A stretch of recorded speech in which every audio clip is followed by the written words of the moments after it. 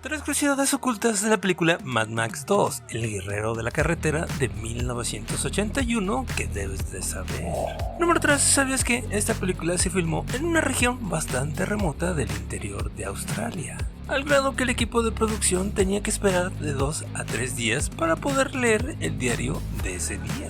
Y una de las razones principales por las cuales se decidieron en escoger este lugar fue precisamente porque en este lugar prácticamente no llovía. Tenía al menos unos 4 años en los que no había llovido absolutamente nada. ¿Pero qué crees, amigo? Sí, llovió cuando estaban grabando la película, así que se tuvo que posponer al menos por una semana. ¿Y sabías, según el director George Miller, que fue realmente idea de Mel Gibson hacer que Max se viera tan rudo y andrajoso? Dado que antes de comenzar el rodaje se cortó el pelo, se cortó las cejas, así como también se quitó una de las mangas de la chaqueta de cuero y se rompió los guantes. ¿Y sabías, por cierto, que el director James Cameron citó que esta película era una de sus influencias más importantes para crear la película de Terminator de 1984 y la película de Terminator 2, El Juicio Final de 1991, al grado que el perro de John Connor precisamente se llama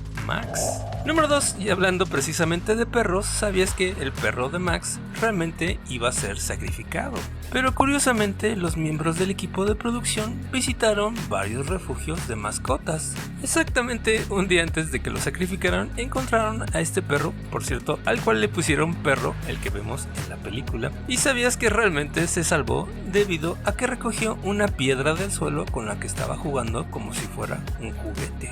Así que los miembros de la producción se dieron cuenta que este perro podría tener presencia real en la película y que tenía potencial de ser entrenado. Pero como también en este caso los sonidos de los motores le molestaban los oídos, le pusieron unos tapones en los oídos especiales para que de esta forma pudiera hacer sus escenas, y realmente esta fue la única película en donde apareció este perro. Pero lo mejor del asunto es que terminando la filmación de esta película fue adoptado por uno de los camarógrafos.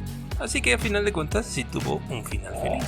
Y número 1, ¿sabes que el departamento de vestuario ensambló varios disfraces? En este caso utilizando tiendas de chatarra, tiendas de segunda mano, pero obviamente sobre todo tiendas sadomasoquistas. Al grado que el actor Mel Gibson llamó al actor Bernard Wells el barómetro Boom. En este caso porque su atuendo que llevaba precisamente en el papel de Wes era precisamente el que llevaba las nalgas destapadas. Porque aunque no lo parezca, en ese lugar hacía bastante frío. Así que cuando se ponían moradas las nalgas del actor Bernard Wells, en este caso paraban para mandar a todos los actores a los autobuses para que pudiera calentarse. Y hablando de este villano tan icónico de Bernard Wells, resulta que realmente la pareja de Wes, en este caso el Gondel Boy, realmente no era una pareja sexual, como realmente todos pensábamos. Pues resulta que una de las escenas que se eliminaron fue precisamente donde se explicaba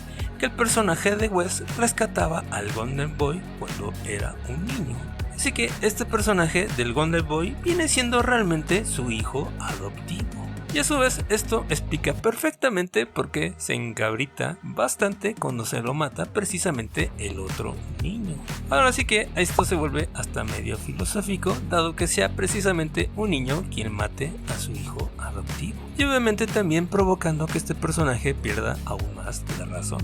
¿Y sabías que el director George Miller en 1984 declaró que realmente los acontecimientos de esta película pasaban precisamente a finales de los años 90, mientras que los de la película número 1 pasaban precisamente a mediados de los 90?